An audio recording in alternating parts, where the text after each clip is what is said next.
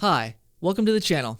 You're watching Rainquill Riffs Incorporated, where we write some heavy riffs. And today, we have our very first feature. His name is Riley Payne.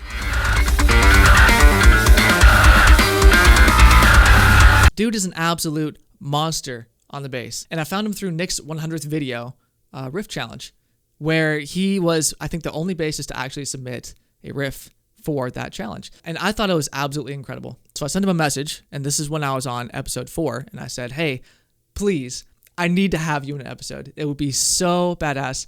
I suck at bass, and I know that you could absolutely lay down some fantastic chops.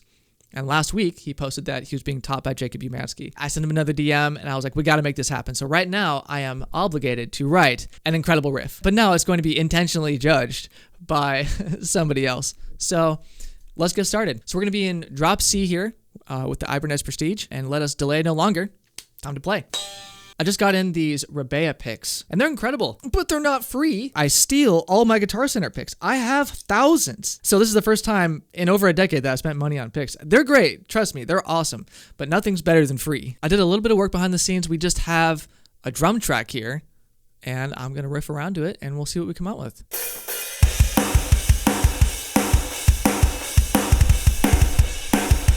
Pretty simple, pretty straightforward.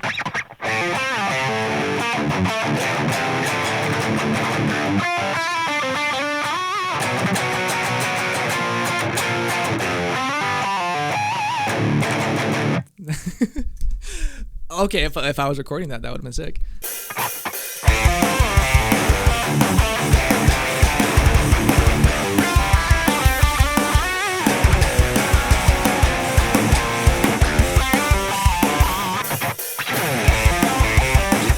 It would actually be cool to start that off with like a little slide. I normally don't start off riffs with slides, but that would be pretty sick. Let's add that.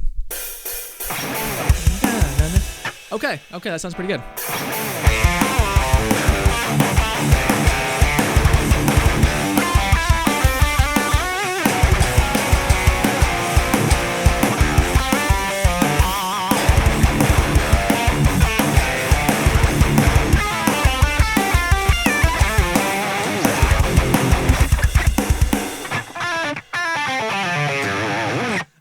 Putting that run in there is going to be so fun once I get there. I genuinely have to make these takes immaculate. They have to be perfect.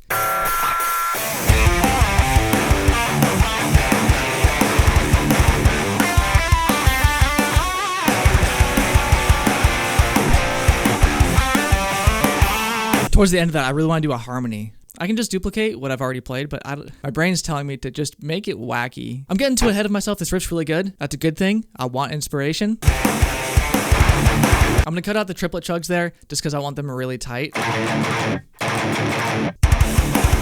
Like I said in the previous episode, we have this one right here that is just a little bit off. All we got to do is use stretch markers at the end here, pull it to the right a little bit, and suddenly, boom, it's perfect.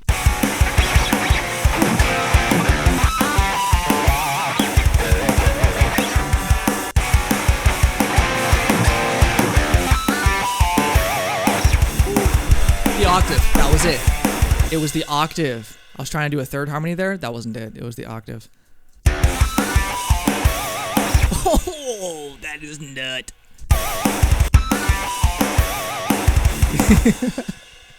Wow. Oh, dude. Let's keep going. Ole schmule. Dude, I haven't been this hyped on a riff in a long time. Let's go. Okay, so the next section.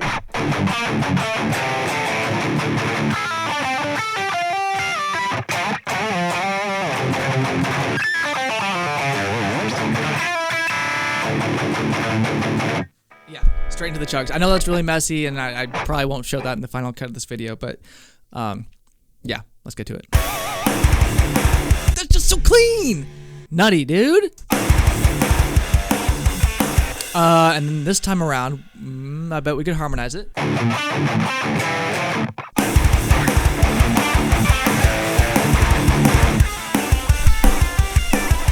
Yo, it turned it into a chord. I haven't done this before. This is so weird. I don't know if this is even going to turn out well because I don't have my headphones on, but what I did, I just kind of messed around, and and the left guitar is playing the chords.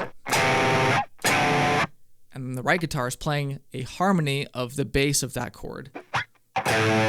It sounds okay. All right, I'll play that one more time. We're gonna get it just a little bit cleaner. But man, wow, what an idea. You guys should try that sometime.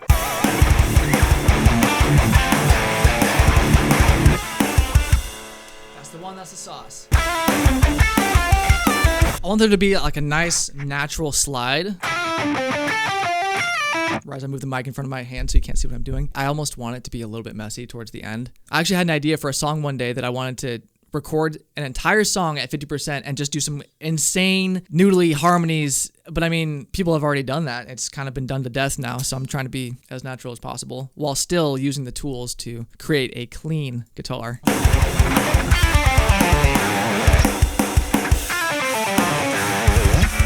Was that good enough? Where did the take go? The take just offed itself. Okay, so the rhythm part of this first half riff is pretty much done. I think now I just need to add a lead line.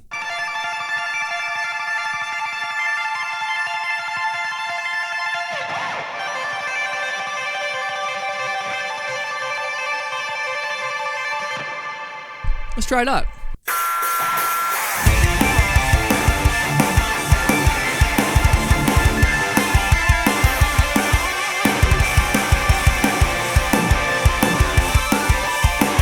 Okay, not bad. I'm gonna turn it down by like, it's already at -5. I'm gonna turn it down to like -8 or 9.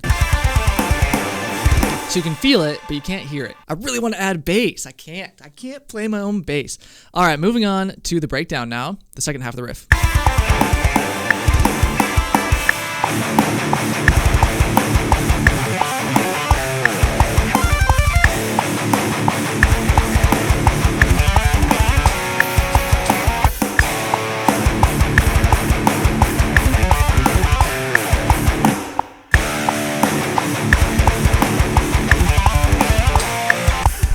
I forgot I wanted to put a bend in there. That bend is going to be nasty, dude. Okay, this is going to be the one time in the song that I'm going to slow down the track to like, I don't know, 80% speed so I can really get this down tight. So I'm going to go down to the rate here at the bottom right. I'm going to turn this down to like 80 and we're just going to play. It's going to sound completely out of key now.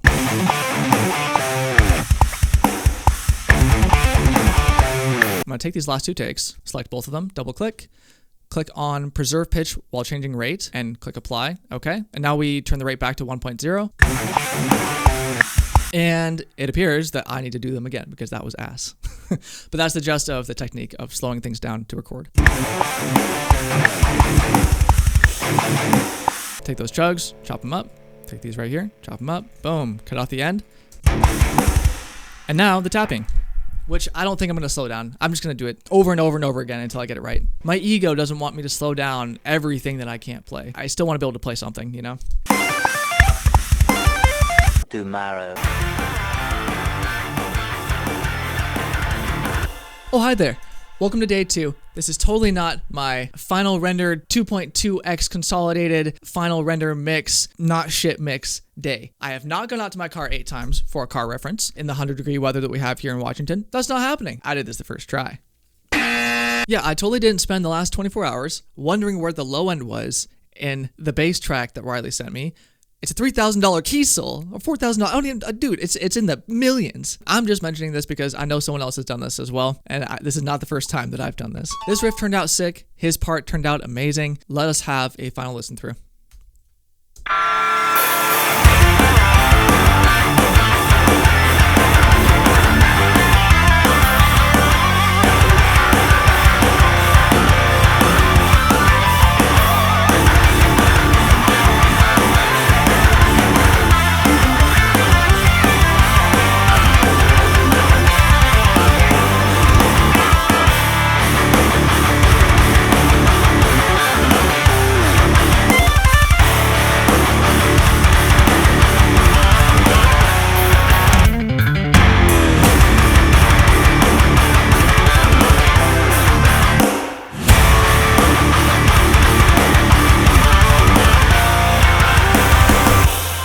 If you guys have made it this far, thank you so much for hanging out.